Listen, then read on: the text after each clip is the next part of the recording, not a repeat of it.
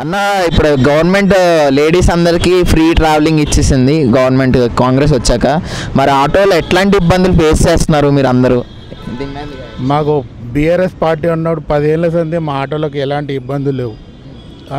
ఈ కాంగ్రెస్ పార్టీ ఈ ఫ్రీ అనేది లేడీస్కి పెట్టి చాలా మా కడుపు కొట్టి వాళ్ళకి ఇస్తున్నట్టు అయిపోయింది.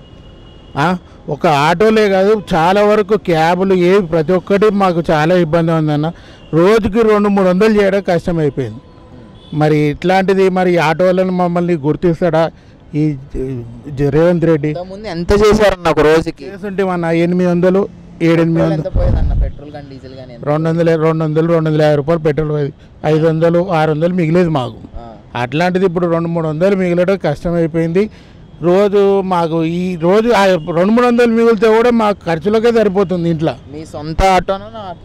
నా వరకు అయితే నాది సొంత ఆటో అన్న. చాలా వరకు మాత్రం రెంట్ ఉన్న ఆటోలు చాలా మంది ఉన్నారు, వాళ్ళ ఉపాధి కోల్పోయారు. మరి ఈ కాంగ్రెస్ పార్టీ ఏ ఉద్దేశంతో అసలు ఈ ఫ్రీ బస్సులు ఎట్లా పెట్టిరో కానీ, అసలు వాళ్ళు ఏం ఆలోచించుకున్నారో కానీ మా కడుపు కొట్టి వాళ్ళని బతికిస్తున్నారు. మరి ఏం చేస్తారో మా ఆటో వాళ్ళని, మరి ఏం చేస్తాడో. అంటే ఎట్లాంటి మీకు గవర్నమెంట్ సైడ్ నుంచి ఎలాంటి సపోర్ట్ వస్తే, ఫ్రీ పథకం తీయకుండా ఎలాంటి సపోర్ట్ మీకు వస్తే బాగుంటుంది అనుకుంటున్నా? మేము కష్టపడి సంపాదించాలనుకుంటున్నాం కానీ గవర్నమెంట్తో మాకు ఎలాంటి ఉచితంగా వచ్చేది మాకు ఏం అవసరం లేదు. మా కష్టంతో మేము బతకాలనుకుంటున్నాం. ఈ పథకం అనేది తీసేయడం మాకు చాలా మంచిది అనుకుంటున్నాం. ఇది సోమరిపోతులను చేస్తుంది కానీ దీంతో ఎలాంటి ఉపయోగం లేదు.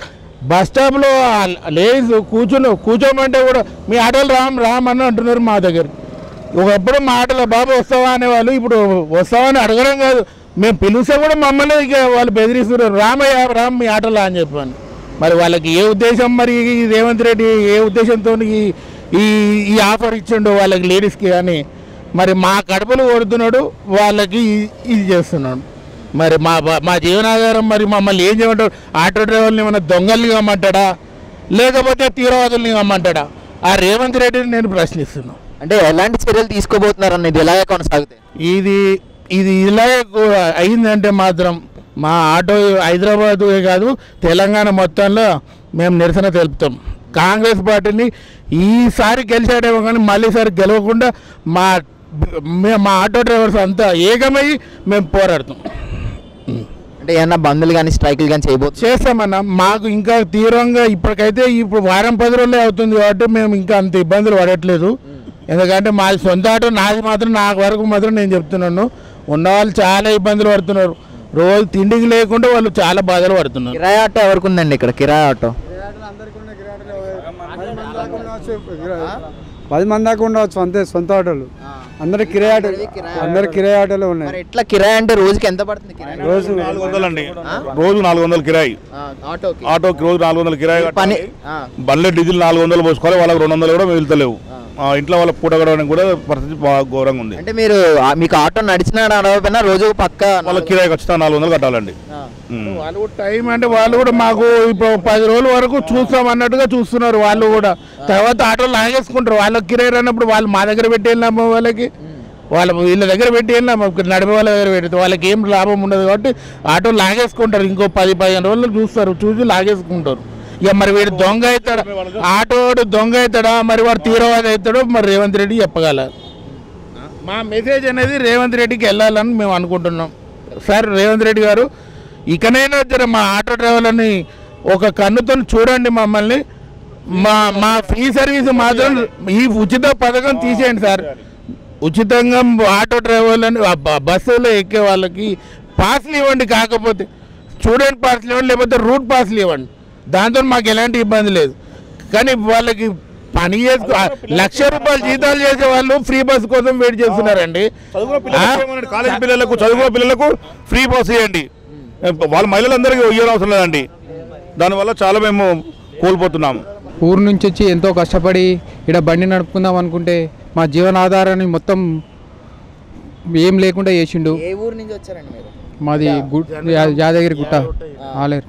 మీరు అక్కడి నుంచి ఇక్కడికి బతకనాకి ఆటో నడుపుకుందాం బతకనీకి వచ్చిన ఇప్పుడు 15 సంవత్సరాలు అవుతుంది బతకనీకి వచ్చి. 15 సంవత్సరాల నుంచి మీరు అంతా బాగుందా? 10 సంవత్సరాల నుంచి బాగానే ఉంది. ఇప్పుడు సడన్గా వచ్చి వారం రోజుల సీఎం కాగానే నేను ఫ్రీ బస్సులు వేసిన, ఉచిత మనం 10 లక్షలు నేను బీమా ఇచ్చిన అవి ఇచ్చిన అంటుండు. ఇప్పుడు రైతులకు ఇచ్చే 2 లక్షలు ఏమీ లేవు అంటుండు. ఇవి ఏంటంటే అల్కగా మామూలుగా స్కీమ్ అనేది ఈ జనాలకు చూపెట్టిండు. ఆ పెద్ద స్కీమ్లు అనేటివి పక్క పెట్టేసిండు, మా పొట్ట మీద కొట్టేసిండు. మొత్తం ఇది ఇబ్బందికరమైన విషయం మాకు. కేవలం ఆటో వాళ్ళకే కాదు, క్యాబ్ డ్రైవర్స్ కానీ ఒక ఆటో దిక్కు నుంచి ఒక ఆటో డ్రైవరు, ఒక మెకానిక్, ఒక ఫైనాన్స్ ఆఫీసరు, ఒక బండి ఓనరు, ఒక బండి కిరాయి, ఇంత ఎన్ని కుటుంబాలు రోడ్డు మీద పడుతున్నాయి. ఒక ఆటో డ్రైవర్ అనే కాదు, వేల కుటుంబాలు, లక్షల కుటుంబాలు రోడ్డు మీదకి వస్తున్నాయి ఈయన చేసే పథకాల వలన. ఆ పథకాలు మహిళా సంఘం పథకాలు ఎందుకు అవి జనాలకి ఏమైనా రైతుకి ఇవ్వండి, రైతుకి ఇవ్వకుండా పథకాలు ఆడవాళ్ళని ఇంకా సోమర్థనం. ₹1,00,000 జీతం తీసుకుంటున్నారు, వచ్చి ఫ్రీ బస్ ఎక్కుతున్నారు, స్కూటీల మీద వచ్చే లేడీస్ ఇప్పుడు బస్సులకు వస్తున్నారు. అది ఎందుకోసం పథకం పెట్టేది? రైతుకి ఇవ్వండి. నీళ్లు లేక రోడ్డు మీద పడి పురుగుల మంది వచ్చి తాగి వస్తున్నాడు రైతు, ఆ రైతుకి ఇవ్వండి, మాకు బాధ లేదు. కానీ మహిళలకు ఇచ్చి సోమర్థనంగా చేసి ఇంకా ఇంట్లో ఇంకా చేస్తుంటే ఎవరు బాగుపడుతున్నట్టు? దీని మీద ఎవరు బాగుపడడం లేదు. ఎంతోమంది రైతులను చేస్తున్నారు. ఇప్పుడు ఆటో డ్రైవర్లు ఫస్ట్ ఆటో డ్రైవర్ల మీద పెట్టిండ్రు. ఇంకా రాను ఇంకెన్ని పథకాలు తీసుకొస్తాడు, ఎంతమంది జీవితాల మీద ఆడుకుంటాడు. 3 మీద అంటే ఇప్పుడు ఆరోగ్యశ్రీ బీమా 5 లక్షలు ఉండేది 10 లక్షలు చేశారు. ఈ బస్సు ట్రావెలింగ్ ఫ్రీ చేశారు. ఇంకొకటి 500 చేస్తున్నారు ఇది గ్యాస్. సో అలా సెంట్రల్ స్కీమ్ 500 స్కీమ్ అది అన్నది ఏది కాదన్నది. మన రాష్ట్రం ఎన్ని లక్షల మీద అప్పుల మీద ఉంది, ఇంకా అప్పుల పాలే చేస్తున్నారు. కానీ దాని మీద వచ్చేది ఏం లేదు, వాళ్ళ జేబు నింపుకోవడమే.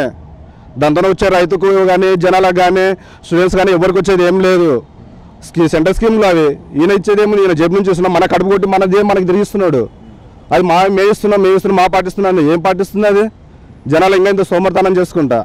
ఆ పథకాలు మాకు నచ్చట్లేని పథకాలు. ఇప్పుడు ఆటో డ్రైవర్ స్టార్టింగ్ 6 రోజులకే ఆటో డ్రైవర్ మీద పడుతుంది, ఇంకా నెక్స్ట్ స్టూడెంట్ మీద పడుతుంది, రైతు మీద పడుతుంది, ఇంకెవరి మీద ఇస్తున్నాడు. ఒక్కొక్క పథకం ఒక్కొక్క దాని మీద వెళ్ళిపోతుంది. ఇది స్టార్టింగ్ అయింది, ఇక్కడ నుంచి తిరగబడతానే స్టార్ట్ అవుతుంది ఆయన కాంగ్రెస్ పార్టీతో. ఏమనుకుంటున్నారు అంటే ఎలాంటి నిరసన వ్యక్తం చేద్దాం అనుకుంటున్నారు? అంటే స్ట్రైక్ ఇచ్చిన 10 రోజులు టైం ఇచ్చినాం, వారం రోజులు 10 రోజులు టైం ఇచ్చాం.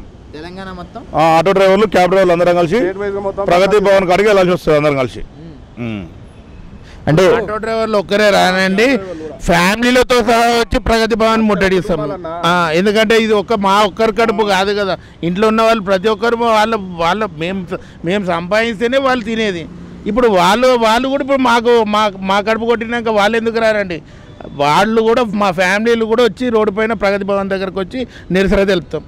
మాకు ఇది వెంటనే మాకు మాత్రం ఏదైనా ఉపాధి చూపించాలి, లేకపోతే ఆటోలను దొంగలనే చేస్తాడా మరి, లేకపోతే తీవ్రవాదులనే గమ్మంటే అవుతాం. మరి అది అలాగా ఏమంటే చేస్తామండి. ఎందుకంటే మా ఉపాధి కోల్పోయినాం మేము, ఏం చేసి బతకమంటాం? లేకపోతే మరి దొంగతనాలు వేయాలి. హైదరాబాద్లో రోజు నెలకు వచ్చి కిరాయిలు 6-7 వేలు కిరాయిలు కడుతున్నామండి. ఇప్పుడు మరి 6-7 వేలు కిరాయిలు ఎక్కడి నుంచి తేవాలి? మా కడుపేట్లో నిండాలి. మరి ఇంకెన్నాళ్ళు ఇప్పుడు ఇన్ని రోజులు మేము మా ఆటో డ్రైవర్లు బాగా మంచిగానే ఉన్నాం. మరి కొత్తగా ఈ గవర్నమెంట్ వచ్చి మాకు ఈ లేనిది ఒక ఇబ్బంది పెట్టడం మాకు అయితే బాగాలేదండి. రేవంత్ రెడ్డి గారు ఇప్పటికైనా సీఎం గారు ఇప్పుడైనా మమ్మల్ని గుర్తించి ఆటో డ్రైవర్లను గుర్తించి మాకు మీరు ఇచ్చే 12,000 కూడా వద్దండి. ఆటో డ్రైవర్లకు 12,000 ఇస్తారు, ఆ 12,000 కూడా వద్దు, మాకు వద్దు. ఆ డబ్బులు కూడా ఫ్రీ, మాకు వచ్చేది వద్దు. కానీ మీరు చేసేది ఉంటే మాత్రం ఆటో డ్రైవర్లను గుర్తించి ఏదైనా ఒక మాకు ఈ ఆటోలను వదిలేసుకొని లేకపోతే ఏదైనా గవర్నమెంట్ జాబ్లో పెట్టిస్తా అంటే చెప్పండి. మేము అందరం ఆటోలో కోల్పోయి గవర్నమెంట్ జాబ్లో మరి ఇప్పుడు అందరికీ 2 లక్షల ఉద్యోగాలకు చదువుకునే వాళ్ళకి ఇస్తున్నాను. మేము చదువు సగం మధ్యలో 10th చదివిన వాళ్ళు ఉన్నారు, ఇంటర్ చేసిన వాళ్ళు ఉన్నారు, డిగ్రీలు చేసిన వాళ్ళు కూడా. ఇప్పుడు మీరే అంటున్నారు జాబులు లేవు అని. మరి వీళ్ళంతా ఇప్పుడు డిగ్రీలు చేసిన వాళ్ళు మీకు గవర్నమెంట్ జాబ్ కోసం చూడమంటారా? ఇప్పుడు మంచిగా చదువుకునే వాళ్ళకే జాబులు లేవు, డిగ్రీలు ఫెయిల్ అయ్యి లేకపోతే ఇప్పుడు అట్లా అయ్యి వచ్చిన వాళ్ళే ఆటో డ్రైవర్లు చాలామంది ఉన్నారు. మరి ఇప్పుడు అవన్నీ పోను, ఇప్పుడు మమ్మల్ని ఏం చేయమంటారు? ఇప్పుడు మరి ఏ జాబులు మీరు ఇయ్యలేరు. ఇన్ని లక్షల జాబులు అంటే ఎక్కడి నుంచి ఇస్తారు? వాళ్ళని ఎక్కడ పెట్టుకుంటారు? ఇచ్చి మీ ఇంట్లో ఏమైనా కూలీలకు పెట్టుకోరు కదా, ఇచ్చి జాబులు ఇచ్చి గవర్నమెంట్ జాబులు ఇచ్చి. ఇకనైనా మేల్కోండి, మా ఆటో డ్రైవర్లను గుర్తించండి. ఇది మాత్రం మా నిరసన అండి. మీరు సీఎం గారు ఇప్పటికైనా మా గురించి ఆలోచించండి, మా ఆటో డ్రైవర్ల గురించి.